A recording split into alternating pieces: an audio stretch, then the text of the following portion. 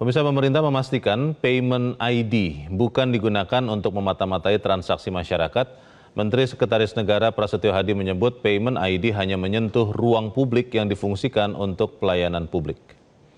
Hal ini diungkapkan Menteri Sekretaris Negara di Istana Kepresidenan pada Rabu sore. Mensesnek memastikan payment ID tidak akan digunakan untuk memata-matai masyarakat dan terus mengedepankan perlindungan data pribadi. Mensesnek menjelaskan payment ID akan digunakan untuk memonitor data dan laporan yang memang dibolehkan menjadi data terbuka. Nantinya data ini akan digunakan untuk kepentingan pelayanan publik, misalnya bansos.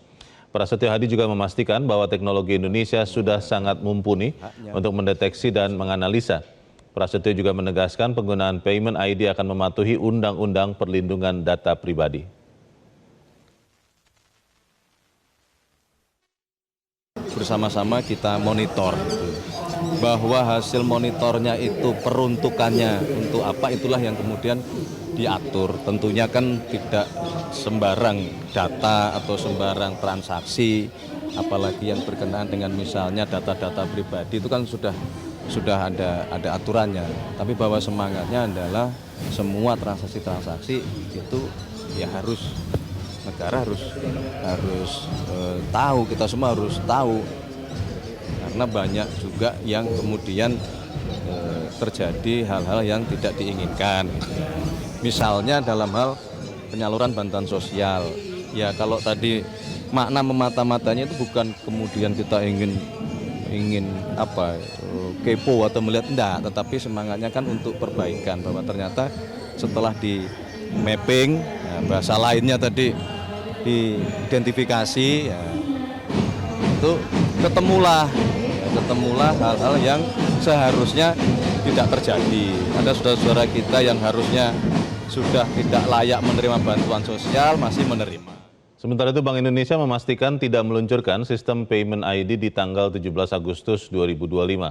Kepala Departemen Kebijakan Sistem Pembayaran Bank Indonesia Diki Kartikoyono mengatakan sistem transaksi payment ID masih bersifat uji coba.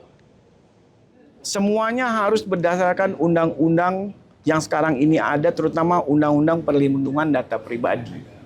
Dan itu kemudian diatur lebih detail sebagai penjelasan koridor yang mengamankan hak-hak pribadi dalam katakan transaksi. Di situ semuanya harus dengan konsen, dengan persetujuan. Itu. Jadi itu harus ada dulu semua. Baru berlaku. Baru kemudian kita bisa memastikan bahwa ini aman, semuanya bisa kita gunakan. Karena namanya juga uji coba, semuanya harus dilakukan dulu prosesnya, baru kemudian kita bisa menyimpulkan. Kalau kita bilang sekarang Pak, itu payment ID ini masih prototipe, boleh nggak Pak? Belum mulai. Belum mulai. Baru mau mulai. Oke. Baik. Jelajahi cara baru mendapatkan informasi. Download Metro TV Extend sekarang.